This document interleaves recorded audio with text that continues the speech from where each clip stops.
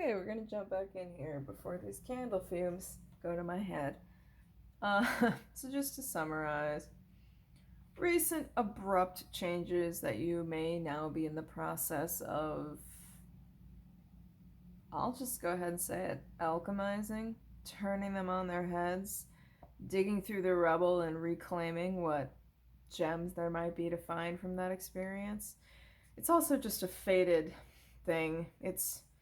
This is a lightning bolt situation. It was unavoidable, unpredictable, rocked you to your core.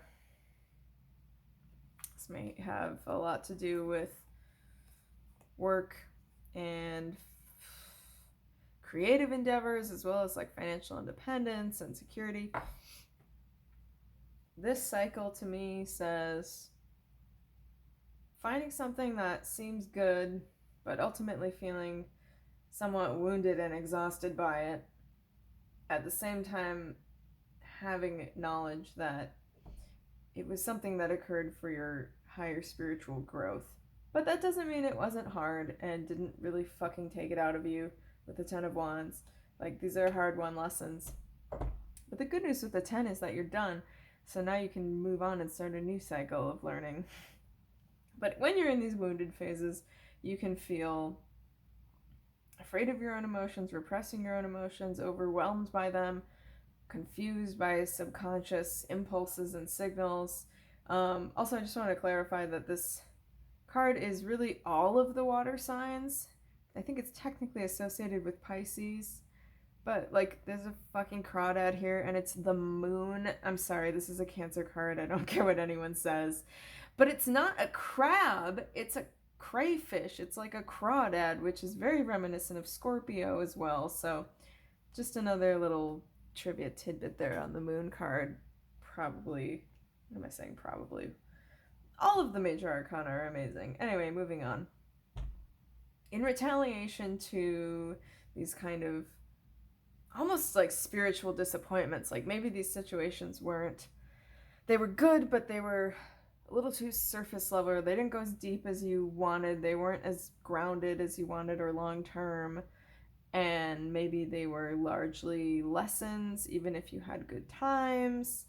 It's not to say that it went to shit. It could be something that you just kind of naturally moved on from and you miss it. Like that, just part of growing up, I suppose. Anyway, but if you get caught up in this emotional tumultuousness and you are having a hard time following the path of your intuition, I'm sorry. This filming is probably like just bear with me. You can find yourself kind of just catapulting into the next thing, running away from processing these experiences and these lessons. And if you do too much running away, at least in my experience, you may find that you've run right back into the same cycle. So that's kind of our check-in portion of the reading. Let's put that over here.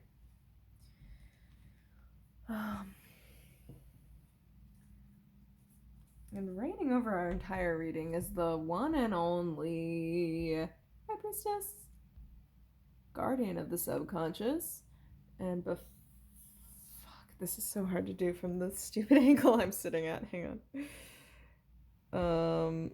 Behind her veil is the ocean, and her dress begets all of the waters throughout the rest of the tarot, including the Pool of the Moon card.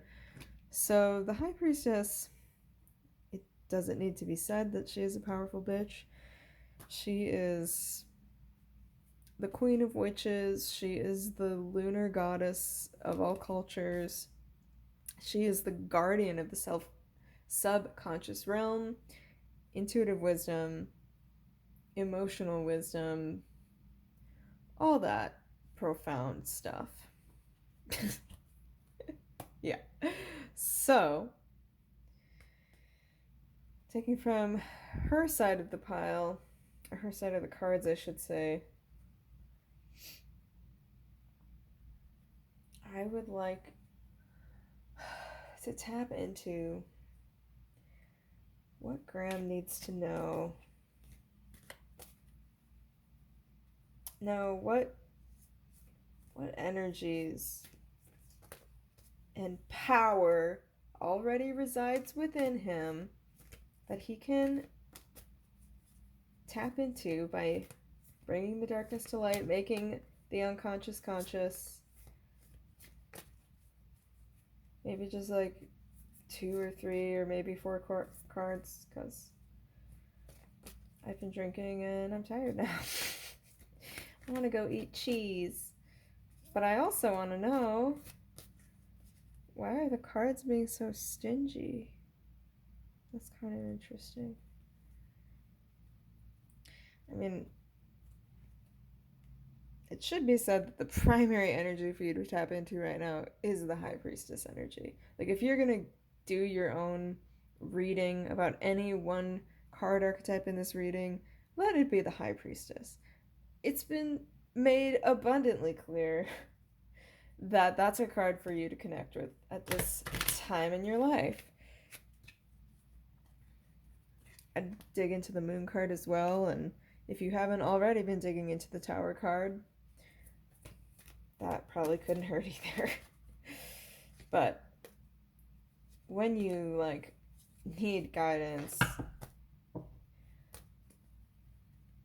get down with your inner High Priestess. That is your inner feminine divine wisdom. This is kind of odd. Usually I have cards just jump out pretty easily. I guess I can take that one. It fell on the floor. Do you want it? Let's take it. 10 of Cups reversed. I'm gonna fucking put that back in. I feel like that wasn't meant to come out. And if it was, it'll come out again. So, it's also possible that this is just a sign this is where I need to end for the night. That doesn't feel right either.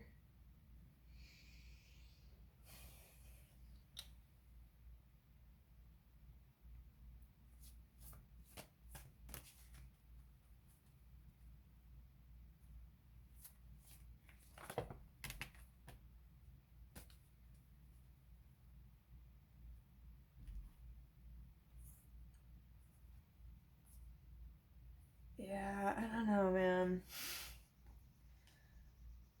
A lot of major arcana popping up here. But I feel like there's just so much here. I can't even make heads or tails of it right now. I'm too tired.